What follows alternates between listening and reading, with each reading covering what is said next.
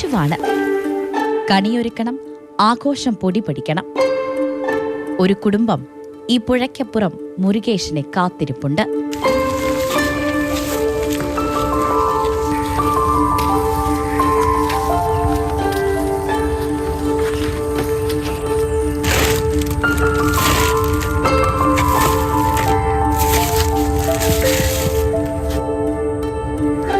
പുഴ കടക്കാൻ പാലമില്ല, വഞ്ചിയില്ല.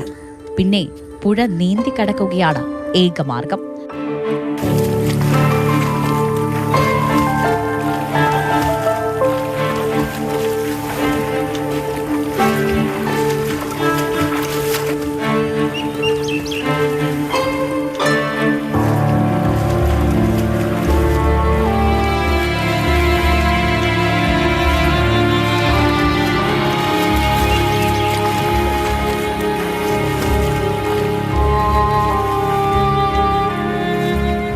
ദിവസവും മുരുകേശൻ ജോലിക്ക് പോകുന്നതും ഇങ്ങനെ തന്നെ.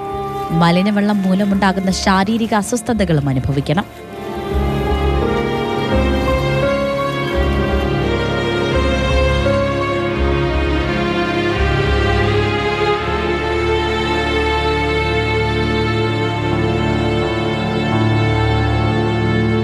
ഈ വഞ്ചികളെല്ലാം പ്രൈവറ്റുകാരുടെയാണ്, അതായത് ചെമ്മീകത്തുകാരുടെയാണ് വഞ്ചികൾ.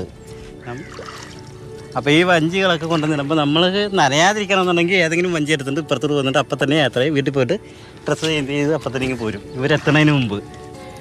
അങ്ങനെയൊക്കെയാണ് നമ്മളിപ്പോൾ ഇവിടെ കടന്നുകൊണ്ടിരിക്കുന്നത്.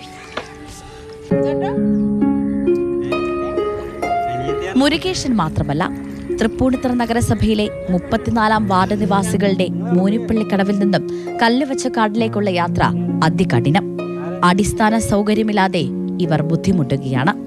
മുൻപ് നഗരസഭ ഇവർക്കായി ഒരു വഞ്ചി അനുവദിച്ചിരുന്നു. പക്ഷേ ആ വഞ്ചിക്ക് കേടുപാടുകൾ സംഭവിച്ചു. അതിന്റെ അറ്റകുറ്റപ്പണികൾ പോലും പൂർത്തിയാക്കാൻ അധികൃതർ തയ്യാറല്ല. ജില്ലാ കളക്ടർക്കടക്കം പരാതി നൽകിയിട്ടും നടപടിയുണ്ടായില്ലെന്ന് ഇവർ പറയുന്നു. ഇതിന് നല്ല വിലയെന്ന് പറയാനൊന്നുമില്ല.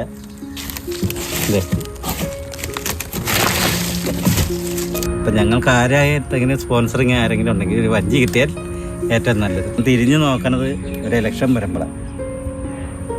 അപ്പം എങ്ങനെയെങ്കിലുമൊക്കെ വഞ്ചിയാക്കി നമ്മളെല്ലാവരും കൊണ്ടുവരും. അല്ലാതെ ആരെയും കൊണ്ടുവരുന്നില്ല.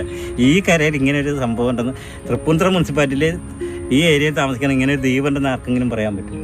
ഇത് 56 ഏക്കർ ഇങ്ങനെ ചുറ്റി ഇതിനകത്ത് തെങ്ങ് വന്നില്ലേ, മൊത്തം നമുക്ക് വഞ്ചിക്ക് ഇറങ്ങാൻ വേണമെങ്കിൽ. സ്കൂൾ വിദ്യാർത്ഥികളടക്കം അടിസ്ഥാന സൗകര്യമില്ലാതെ ബുദ്ധിമുട്ടുകയാണ്.